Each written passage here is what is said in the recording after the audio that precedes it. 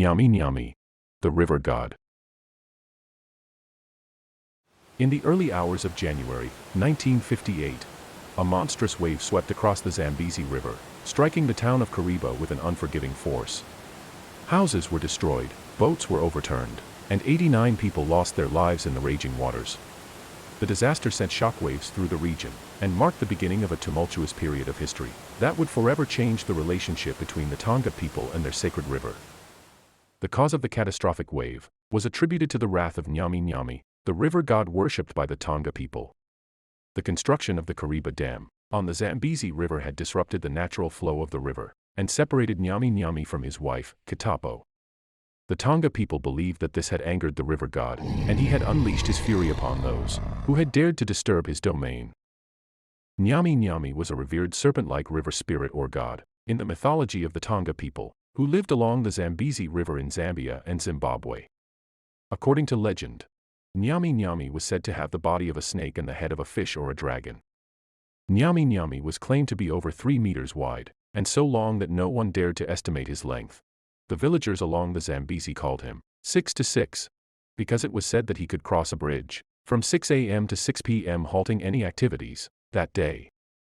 His skin was said to be smooth and glossy, shimmering in the light like the scales of a fish. His most striking feature was his tail, which was powerful and sinewy, able to stir up waves and currents with ease. When he moved through the water, it was as if he were part of it, his body flowing with the currents and eddies of the river. In times of drought and famine, he would rise up, exposing his massive body to the villagers along the Zambezi. They would come to him with knives, cutting meat from his body, and using it to sustain themselves through the lean times. The name Nyami Nyami itself was derived from this act, as it could be loosely translated as meat, a reference to the sustenance that the god provided to the Tonga people during times of famine. When they needed rain to fall, they would call upon him, holding ceremonies and offering prayers to the god of the river, who could bring life-giving water to the parched land. Nyami Nyami was not the only god of the river. He had a wife as well, though her form and nature were shrouded in mystery. Some claimed that she was a giant snake, slithering through the depths of the Zambezi, while others whispered that she was a mermaid, with a body that was half human, half fish. Regardless of her true form, it was said that Nyami Nyami and his wife lived apart from each other, each ruling over a different aspect of the river. In the 1950s, plans were made to dam the Zambezi and create a massive reservoir that would generate electricity and provide water to the growing population of Zimbabwe and Zambia. The construction of the Kariba Dam would be a monumental task, requiring the work of thousands of laborers and engineers. But as the workers began their project, strange things began to happen. Machinery would fail for no reason, and supplies would go missing overnight. Some workers even claimed to have seen a massive serpent swimming through the water, watching them with unblinking eyes. The Tonga people whispered that Nyami Nyami was angry, that he did not want his river to be tamed by humans. The building of the bridge also meant the separation of him and his wife, and would cut him off from swimming wild and free in the river he had called home for centuries. The bridge was a massive structure, with 2 towering pillars stretching high into the sky, and a roadway spanning the entire width of the river. It was said to be one of the largest concrete arch dams in the world, and the people who worked on it marveled at its scale and ambition. But Nyami Nyami saw only a monument to human arrogance, a symbol of how little the people of the world cared for the spirits and gods that dwelled in the natural world. And so, as the construction continued, Nyami Nyami would show the humans just how powerful he truly was.